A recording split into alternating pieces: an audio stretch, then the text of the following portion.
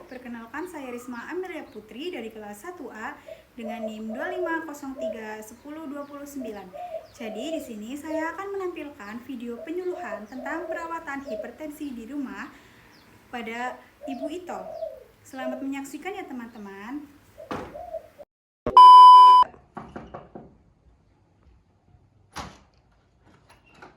Assalamualaikum, selamat pagi Ibu Ito. Perkenalkan saya Risma Amelia Putri, mahasiswa keperawatan dari Universitas Bahmada Slawi. Saya datang ke rumah Ibu bertujuan untuk penyuluhan tentang apa ya Ibu dapat mengenai hipertensi, terus penyebab dan faktor risiko, tanda gejala, cara perawatan hipertensi di rumah, dan pentingnya kepatuhan minum obat dan diet rendah garam. Apakah Ibu bersedia? Bersedia. Silakan masuk Mbak Putri. Ya Ibu. Terima kasih Ibu. Sebelum saya mulai, saya ingin menanyakan beberapa hal sama Ibu. Apakah Ibu sudah rutin memeriksa tekanan darah di rumah? Nggak begitu rutin sih, terkadang ke puskesmas. Kalau nggak ke puskesmas ya paling ke posyandu. Baik Ibu, sebelumnya apakah Ibu tahu apa itu hipertensi? Lalu apakah Ibu tahu pentingnya kepatuhan minum obat dan mengatur pola makan rendah garam bagi penderita hipertensi? Untuk saya sih belum itu ya, belum begitu tahu, karena biasanya sih kayak bidan itu sering, maksudnya sering ngasih tahu ke aku, ke ibu, cuman ibu terkadang belum tahu banget itu cara-caranya gimana. Baik Ibu, terima kasih Ibu. Sudah menjawab tujuan penyuluhan hari ini adalah agar Ibu memahami tentang hipertensi dan bagaimana cara merawatnya dengan baik di rumah, sehingga tekanan darah Ibu itu bisa terkontrol dan terhindar dari komplikasi. Kita akan berdiskusi tentang kurang lebih 30 menit. Apakah Ibu bersedia? Insya Allah bersedia. Baik ya Bu. Jadi di sini kita sudah memulai pengertiannya. Nah, ada itu pengertian hipertensi adalah kondisi meningkatnya tekanan darah secara menetap atau tekanan sistolik 140 dan diastolik 90. Penyakit ini sering tidak menimbulkan gejala yang jelas sehingga banyak penderita tidak menyadarinya, namun dapat menyebabkan komplikasi serius seperti stroke, penyakit jantung, dan gangguan ginjal apabila tidak dikontrol Ibu. Oh, berarti kalau saya periksa itu darahnya 150 per 90, berarti itu darah tinggi ya Mbak? Betul sekali Ibu. Itu sudah termasuk kategori hipertensi yang perlu Ibu tahu, seperti seringkali tidak menunjukkan gejala yang terasa sehingga banyak orang yang tidak menyadarinya bahwa itu sudah termasuk hipertensi. Oh gitu ya Mbak. Iya. Kirain sih kepala saya pusing, kirain tidak ada apa-apa. Nah itu justru yang saya salah dipahami Bu. Hipertensi bisa diam-diam merusak pembuluh darah meski tidak ada keluhan yang terasa. Makanya sering disebut silent killer atau pembunuh diam-diam. Ya, selanjutnya Ibu kita bahas adanya penyebab dan faktor risiko hipertensi.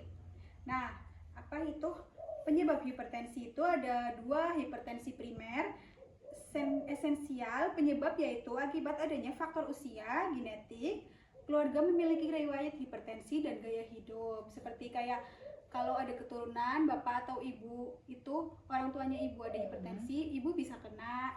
Lalu ada hipertensi sekunder disebabkan oleh kondisi tertentu seperti penyakit ginjal, gangguan hormon, atau efek samping obat-obatan. Ada juga faktor risiko, ada usia lanjut, terus ibu mengonsumsi garam berlebihan, lalu ibu kurang olahraga, terus ibunya merokok, terus sering meminum alkohol, lalu ibu itu stres yang terlalu banget, lalu yang terakhir itu ada keturunan genetik. Terus kalau aku bagian dari mana ya Mbak? Biasanya pada lansia seperti ibu yang paling sering adalah hipertensi primer. Seiring bertambahnya usia, pembuluh darah menjadi kurang elastis sehingga tekanan darah ibu naik. Terus selain itu ada beberapa faktor risiko yang perlu ibu waspadai, seperti pola makan yang tinggi garam, kurang aktivitas, terus stres, merokok, dan juga faktor keturunan. Oh, saya biasa masak, yang namanya ibu rumah tangga ya, Iya. Mbak. Kalau kurang garam tuh rasanya kurang enak sih ya. Nah, itu nanti kita bahas lebih lanjut ya Bu. Soal pola makan yang penting, sekarang Ibu sudah tahu bahwa kebiasaan makan asin bisa memperparah hipertensi. Nah, sekarang kita lanjut ke tanda gejala hipertensi. Nah, tanda gejala hipertensi itu dapat menimbulkan tanda gejala sebagai kayak sakit kepala, terutama di bagian belakang sebelah sini, Bu. Iya. Terus pusing atau rasanya itu melayang. Lalu ibu kalau beraktivitas itu mudah lelah. Lalu jantung ibu itu berdebar-debar, ada pandangan kabur, dan yang terakhir mimisan.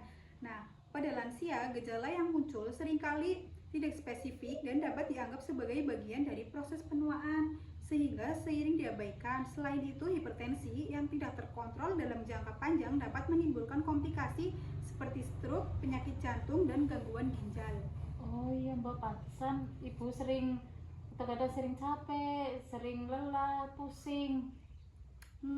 Itu gejala hipertensi ya Mbak? Bisa jadi ibu, makanya penting sekali untuk rutin memeriksa tekanan darah agar ibu tahu kondisi sebenarnya meskipun tidak selalu merasa sakit. Oh, iya Mbak. Nah ini ibu, bagian yang paling penting yaitu cara perawatan hipertensi di rumah. Ada satu, minum obat secara teratur. Minum obat secara sesuai anjuran dokter, jangan memberhentikan atau mengurangi obat tanpa konsultasi. Kayak obat anti hipertensi yang diberikan dokter harus diminum sesuai jadwal, tidak boleh dihentikan sendiri meskipun ibu merasa sudah kayak mendingan, terus karena tekanan darah bisa naik kalau ibu tiba-tiba berhenti minum obat. Oh, berarti kalau saya badannya udah nggak enak, rada enakan, terus nggak ada yang dirasa, berarti itu harus terus minum obatnya Mbak ya? Betul ibu, ini yang sering terjadi, kayak masalah banyak pasien berhenti minum obat karena merasa dirinya itu udah mendingan, kayak gitu, harus konsultasi dulu dengan dokter. Baik Mbak, saya akan tetap disiplin minum obatnya. Bagus sekali ibu. Ya, yang kedua ada mengatur pola makan, kayak kurangi garam, hindari makanan berlemak tinggi, perbanyak sayur dan buah, hindari makanan olahan yang kayak instan. Berarti saya harus kurangin garam ya Mbak? Tapi rasanya hambar Mbak kalau nggak asin. Iya memang ibu, awalnya terasa berbeda, tapi lama-kelamaan lidah akan terbiasa. Ibu bisa mengganti garam dengan rempah-rempah alami seperti bawang putih, jahe, dan kunyit untuk menambah cita rasa masakan tanpa meningkatkan tekanan darah. Oh begitu caranya Mbak. Itu ide yang bagus ya Mbak ya.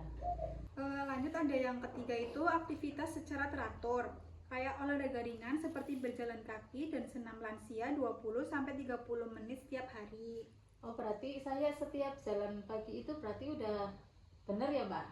Sudah sangat bagus Bu, tinggal dijaga konsistensinya agar dilakukan setiap hari. Lalu ada yang keempat yaitu cek tekanan darah secara rutin. Pemeriksaan tekanan darah perlu dilakukan secara berkala di rumah atau di fasilitas kesehatan untuk mengatur kondisi tekanan darah dan mencegah peningkatan yang tidak disadari.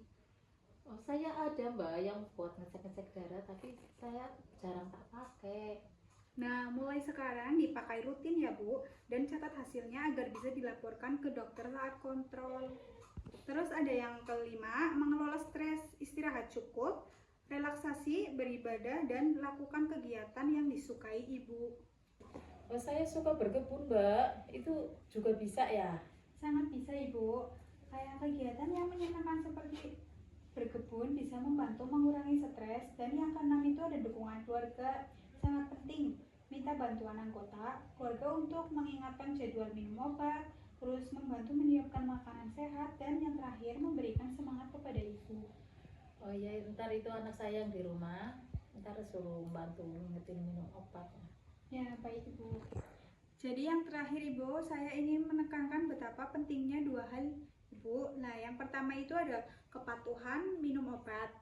Nah, itu bisa membantu menjaga tekanan darah tetap stabil dan mencegah peningkatan tekanan darah secara tiba-tiba. Terus mengurangi risiko komplikasi seperti stroke, penyakit jantung, dan gagal ginjal. Terus meningkatkan kualitas hidup lansia yang bisa menjadi lebih sehat, lebih bertenaga, aktivitas terus berhari-hari bersama keluarga. Nah, membuat pengobatan lebih efektif karena obat bekerja sesuai aturan.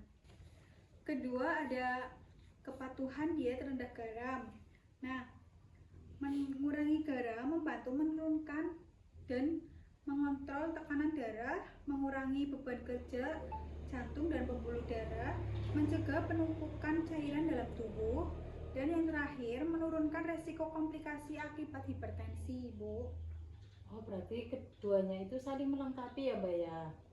Kita ngurangin semacam kayak asin-asinan ya. Ya, jadi tepat sekali, Ibu sangat cepat memahaminya. Pengelolaan hipertensi itu harus menyeluruh antara obat, pola makan, olahraga, dan gaya hidup sehat. Baik Bu, itu saja penjelasan dari saya mengenai hipertensi. Apakah yang ingin Ibu tanyakan dari materi yang sudah saya sampaikan? Ada Mbak yang Ibu tanyakan, kalau tekanan darah saya udah normal, apakah Ibu boleh berhenti minum obat, apa sementara minum obat gitu, nggak minum obat ya? Pertanyaan yang bagus Bu. Jawabannya tidak boleh ya. Tekanan darah yang tampak normal itu justru karena efek obat yang lagi bekerja. Kalau obat dihentikan, tekanan darah bisa naik lagi, bahkan lebih tinggi dari sebelumnya. Oh gitu ya Mbak, berarti itu tidak boleh memutuskan sendiri ya? Iya Bu. Ada pertanyaan lain Bu? Udah, Ibu udah ngerti semua. Terima kasih. Sama-sama. Baik Bu, saya akan menyimpulkan materi kita hari ini ya. Hipertensi adalah kondisi tekanan darah yang menetap tinggi dan dapat menyebabkan komplikasi serius jika tidak dikontrol.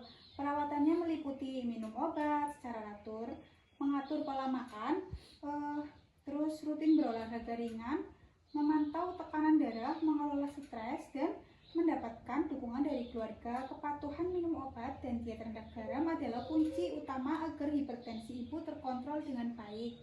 Terima kasih Mbak Risma atas penjelasannya dan mudah dimengerti sama Ibu. Sama-sama Ibu. Ini ada leaflet dan buklet ya Bu, yang bisa Ibu dibaca kembali di rumah. Semoga Ibu sehat selalu dan bisa menerapkan semua yang sudah kita pelajari hari ini ya Bu. Amin. Baik Bu, kalau ada yang mau Ibu tanyakan bisa langsung datang ke puskesmas atau menghubungi kami. Semoga lekas sehat dan tetap semangat menjaga kesehatan ya Bu. Saya pamit dulu. Wassalamualaikum. Waalaikumsalam. Terima kasih Mbak Risma udah datang ke rumahnya Ibu. Semoga sukses selalu kuliahnya. Amin. Sama-sama Ibu. Terima kasih.